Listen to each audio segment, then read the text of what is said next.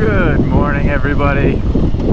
Good afternoon, good evening, whatever time you're watching this, I guess. It's morning for me. Looks like it could be nighttime still because the sun hasn't even started coming up yet. But I'm just on my way into work. Gonna go have a long ass day at work. But it's almost the weekend for me, and I am more than ready for the weekend. I don't know what it is, but especially recently, these weeks just drag on. Monday just feels like it's a 20-hour day, and then it goes all the way down to Friday. Even Friday, it feels like, oh, maybe it's only 19 hours. Yeah, I figured I'd try to make another morning vlog. The video didn't come out too bad with my first one, or my last one. So I figured I'd give it another shot.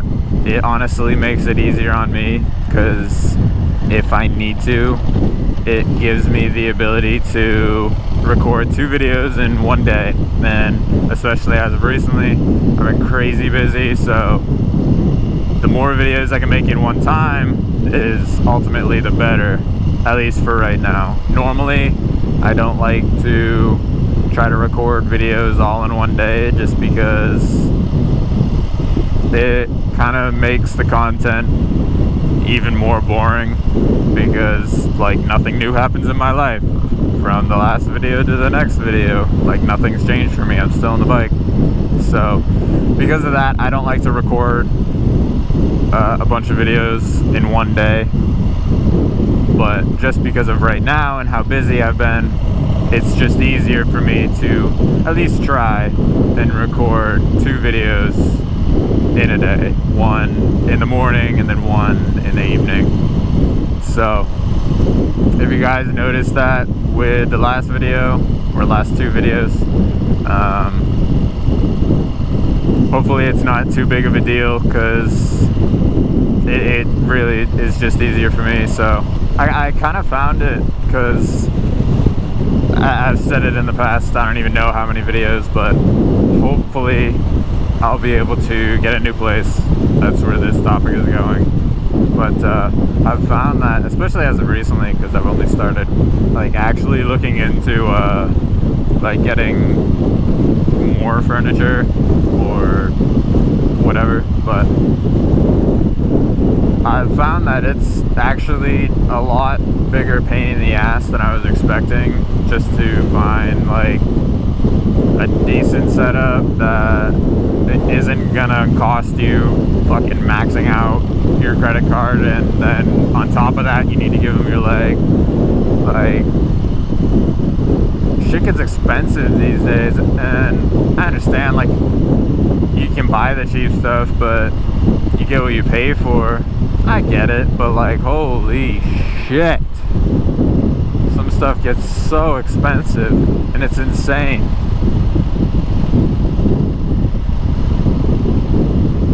Especially when it's on like a mass production style I guess building. There was a dude and I didn't even see him. Heard him though. But yeah, when it's like a mass production, like large scale company, and they're just charging insane prices for them, I don't know. Maybe it actually costs that much to make it, but I wouldn't think so. The only ones I could see like actually being pretty expensive are real leather couches and stuff with like real leather on them, because I, of all people, know real leather is not cheap. It doesn't come cheap. So I understand that, but for all this shit that's got like a synthetic cloth on it, or some sort of cotton, whatever blend, I don't know what they use, it just doesn't make a whole lot of sense at why that much material costs so much. I think it's, I could be wrong, somebody probably knows more in this topic than me, but I think it's the rule of thirds. So if you spend,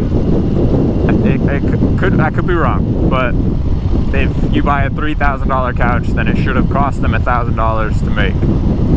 And I don't know, it costing $1,000 to make a couch just doesn't add up to me. It seems like that's even too high.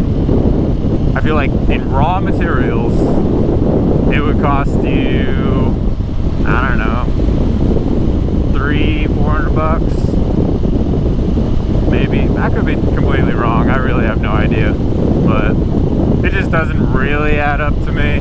There ain't much I can do about that. I gotta get a new desk for my office, and I want to get some soundproofing foam to put up in there as well. That way the audio comes through like super crisp and there's no like echo or reverb. So it's in the works, we're trying, but we gotta first get a place secured, and then I can dive more into customization and whatnot. Alright, now that we just time traveled a little bit, figured I'm close enough to where I'm fixing to get off this fast part of my drive to where I can start recording again. And the fact that there's a bunch of school buses in front of me that are probably going to keep it pretty slow, that way I don't get too much wind noise. But I don't know, we'll see. Maybe it's like crazy taxi but crazy bus, I don't know.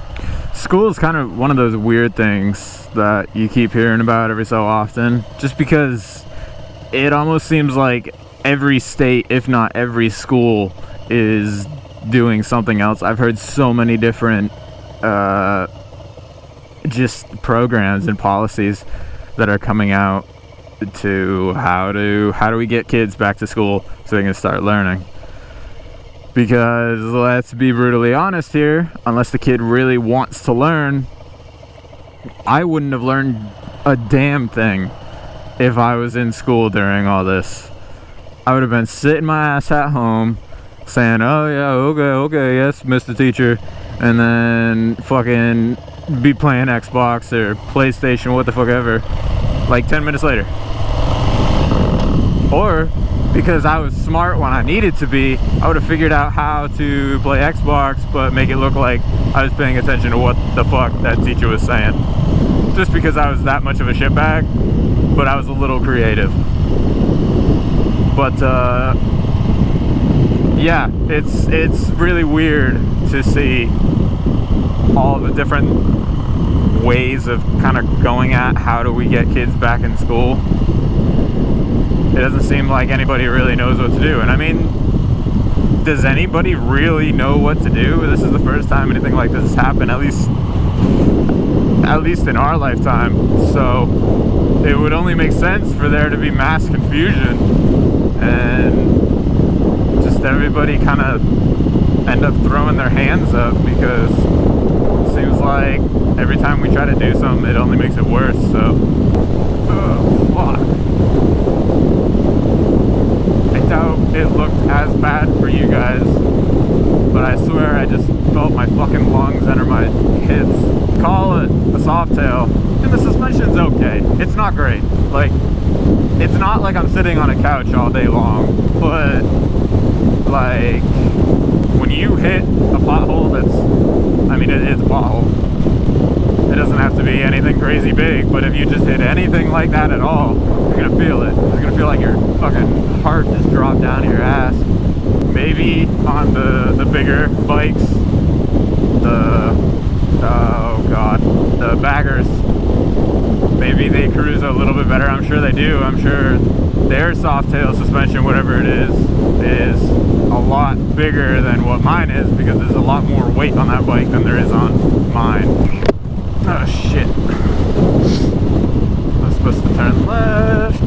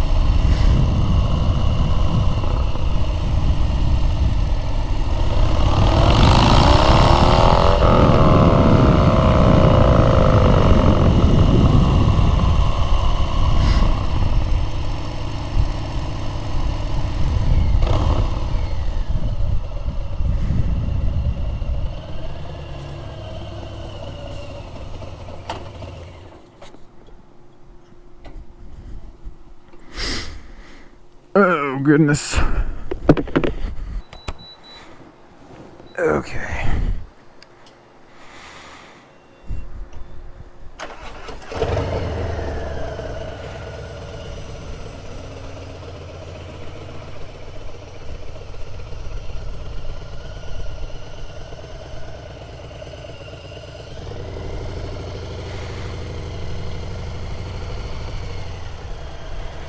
Let's hope that I can set off this weight plate.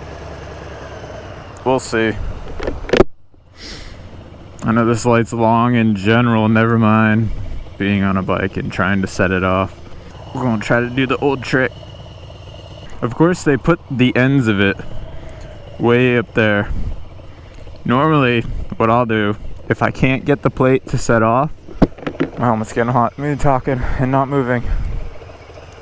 But normally what I'll do when I can't get the plate to set off the light, I'll try to go as close to the edge of the plate as I can. And normally I can get it to set off at that point. If not, I'll start jumping on my bike trying to do it. And worst comes to worst, you just, if you can, you gotta turn light at the right and do a U-turn somewhere down there. Or you can just run the light if you don't see any cops. Granted, it would be a pretty easy thing to explain to them, and I would hope that most cops are going to understand and know that sometimes bikes are just too light to set off the weight plates. But I don't know. Turn green. There it is. Right after I put my feet down.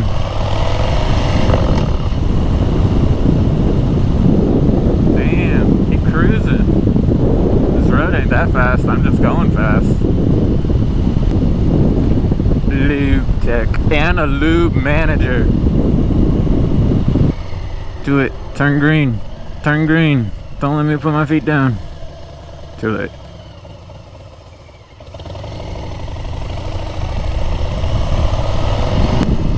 Come on, don't turn right. Yeah.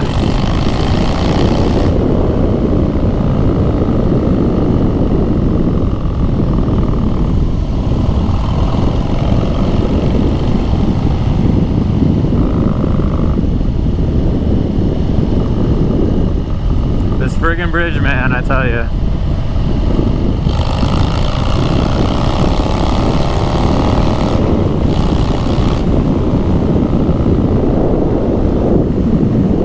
Nearly as nice of a sunrise this morning. It's kind of ugly out.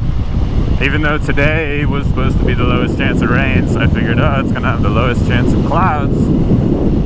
But I was wrong. I was very, very wrong. As long as it doesn't rain, I guess I can't be upset. Because, I mean, that's what really matters. I don't want to get caught in the rain, especially this time of year. That rain is cold. I know when what was I doing? I think I had just, it was right after I changed the oil in this thing.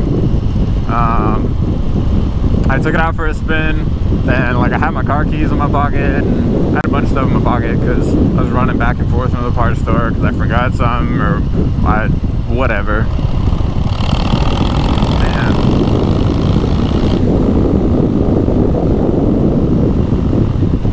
Truck was on my ass. But what was I saying? Oh yeah, so I had my car keys in my pocket. I had just finished changing the oil for it. I was gonna go give it a little test run, make sure everything's running good, the lights come on, etc. And took off down the road, and then I don't know, once I did a U-turn and started coming back, fucking truck.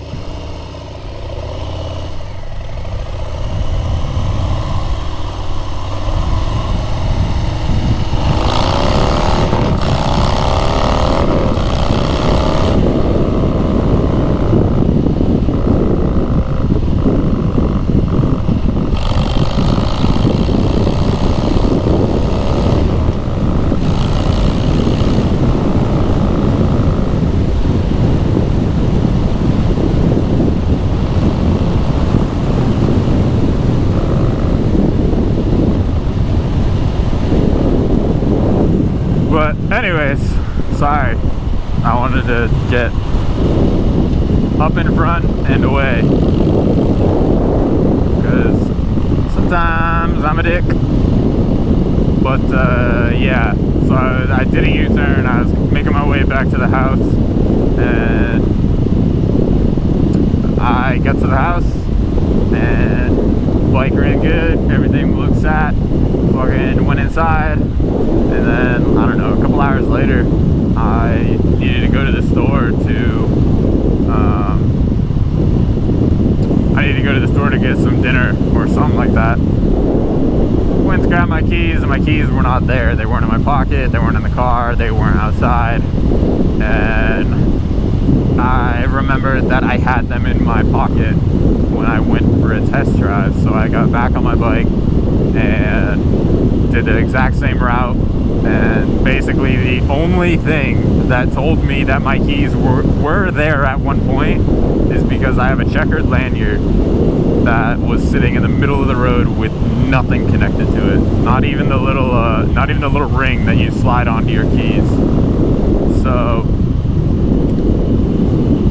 long story short, my keys got hit by a car and completely destroyed them, and I only had one set of keys to my car.